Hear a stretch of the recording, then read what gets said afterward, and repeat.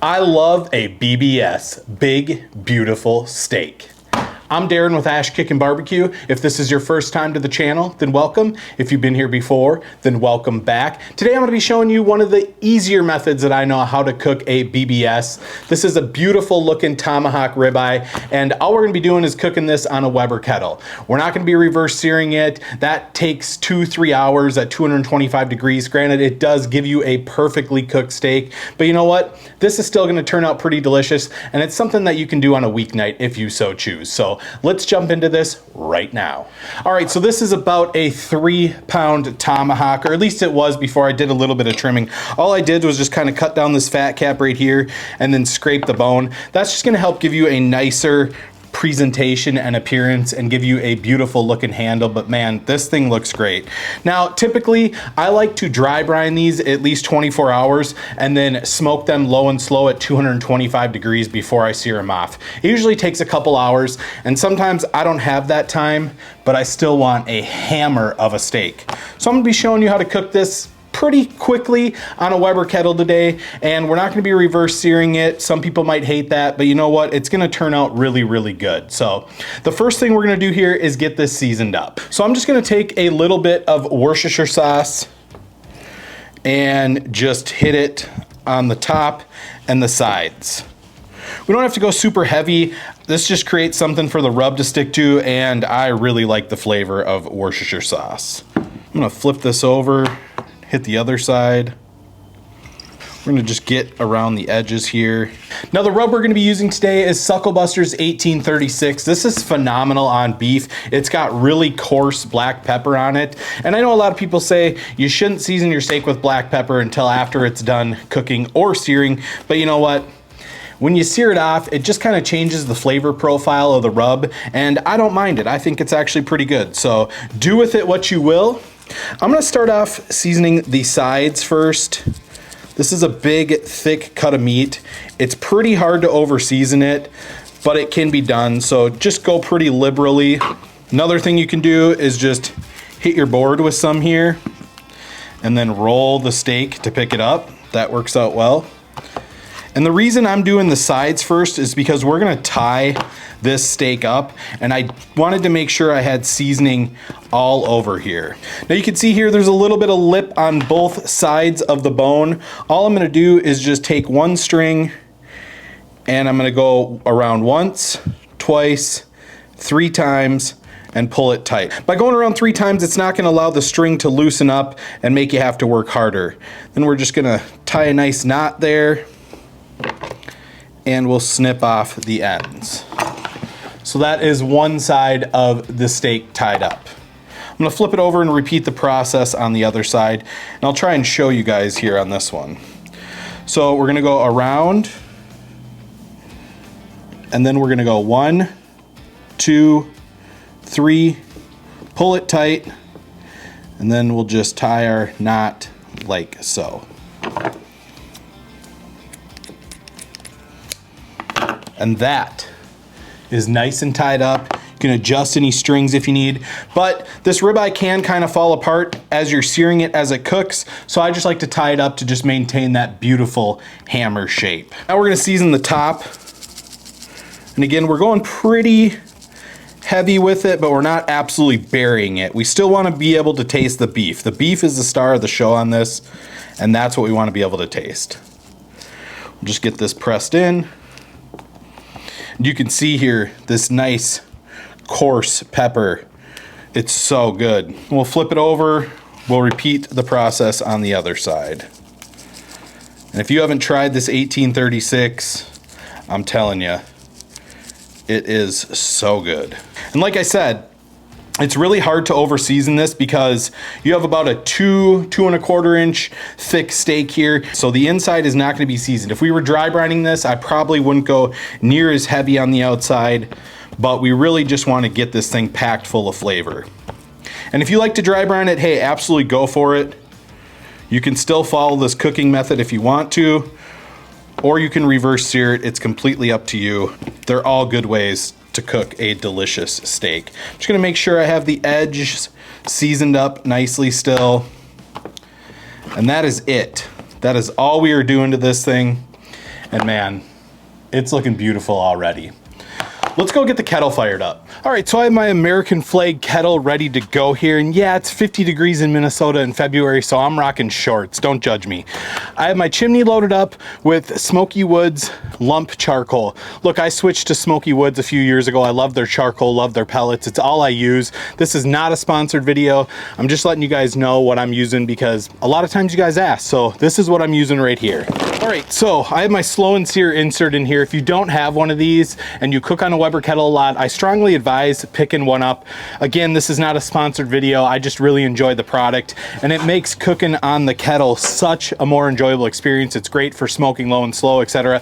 If you don't have one of these, all you're gonna do is just bank your coals onto one side here and create a 2-zone cooking area. I have all of the vents down below opened up. I want this charcoal to get lit quickly and get nice and hot. I'm just gonna take 2 of my Weber wax cubes here.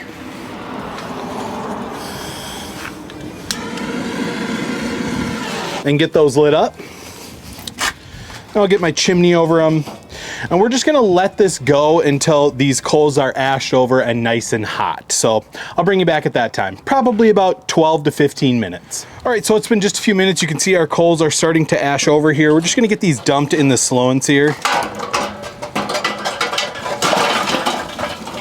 Then what I'm gonna do is I'm just gonna take some unlit chunks and just throw them on top because we want a nice hot sear on this steak. We want it to sear up quickly so it's not sitting over this heat for too long.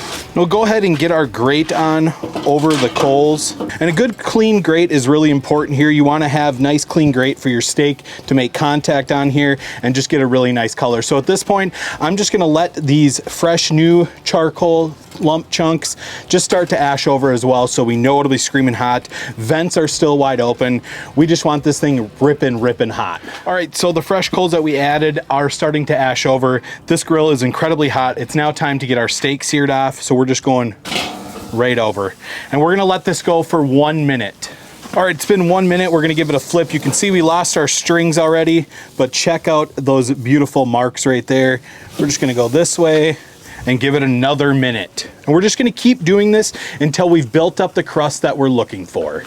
Now, the reason we're doing it this way is so we can try and alleviate that gray band that you sometimes see on steaks. You don't get that when you reverse sear it, but a lot of times when you're grilling them off, that's when you have that. So by flipping it frequently, we should hopefully be able to avoid that. Either way, the steak's gonna be out of this world. All right, so it's been another minute. Now we're just gonna go ahead and get the sides here and just kind of hold this thing over so we can get nice crispness on the edges as well. Now we're just gonna go back over for another minute, and this is what we are looking for. That beautiful steak just dancing on there. Let's get it flipped over. We are just about there. You can see I wish our string would have held on here. We're kind of starting to split at the spinalis, but you know what? It's okay. This thing's still gonna be absolutely delicious. All right, and once you're happy with your crust, you're just gonna slide this over, and I like to just put it as far away from the coals as I possibly can. Then we're just gonna take a thermometer and go dead center here and get to the center of that tomahawk. And we're still sitting at about 40 some degrees in here, so it's looking really nice. Now at this point, we're just gonna get this lid on here. We want our vent over the steak, and we're just gonna let this thing go until it hits around 128 degrees internal. So I'll bring you back at that time. All right, so it's been about 35 minutes, 40 minutes or so, and we've just had this probe sitting in here. And what I've done is I've just flipped this steak about every 10 degrees for even cooking on here. That's why the probe is adjusted. And we are sitting right around that 128 mark, 129.4 right there. So we are pretty dang close to where we want to be, 128.5. So I'm calling this steak done. I'm going to get it off, get it onto a platter. I'm going to let it rest for about 10 to 15 minutes. But let's get this probe out of here and check out how beautiful that steak is looking right there. That looks amazing. I'm going to get this off, let it rest 10 to 15 minutes. We'll jump in, we'll do the taste test. See you then. All right, so while our beautiful steak rests right here. I'm gonna take some of this better butter, garlic butter. It has Parmesan and basil in it. And my brother found this, and this stuff is fantastic. There's garlic in there and everything else. Sure, you can make a compound butter yourself, but you know what? We're going for easy today. So I'm just gonna take some of this and put it on top of the steak while it's resting, and that's just gonna add another beautiful layer of flavor. I can't wait to slice into this and see how we did. Unfortunately, we do have to wait about 10 to 15 minutes, so I'm gonna let this butter melt down, and it's going to be absolutely fantastic. Again, not a sponsored video with this butter, but I really like this stuff, so let's give it a shot on this steak and just let this thing melt down nice. I'll see you in about 10 to 15 minutes after we let this steak rest. All right, and here is our beautiful steak. That compound butter melted up real nice. That looks absolutely amazing. That butter just running off. I probably could have let this thing rest a few more minutes, but you know what? The smell is just incredible. So we're gonna slice into it and see how we did. I'm just gonna take this bone off right here. And yeah, that is looking real nice so far. Nice indicator of how that cook went. Let's just take a cross section right now and see. And I don't know about you guys, but that is a beautiful looking steak right there. I'm gonna slice off a piece. And my lighting is probably making it seem a little bit further done than it is, but check that out. No gray band on there, beautiful cook on that steak. I'm gonna move my lighting back and maybe we can get a better visual here. Yeah, that is what I'm talking about. Beautiful, medium rare on there.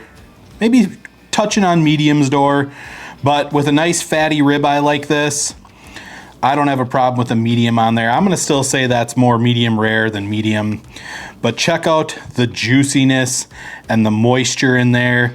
It is as tender as your mama's love. I mean, check that out. Let's jump out and let's do a taste test. Just one more quick peek.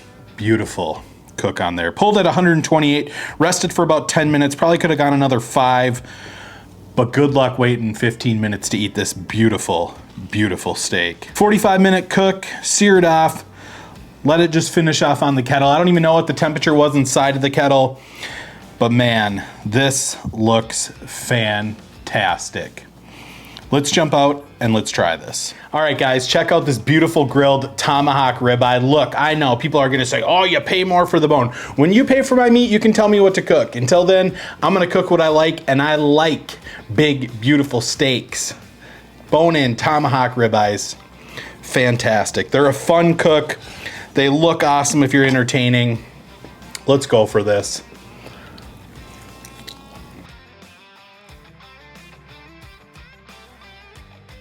I tell you what, you can't beat a steak cooked over charcoal, and you can't beat a steak cooked on a Weber Kettle.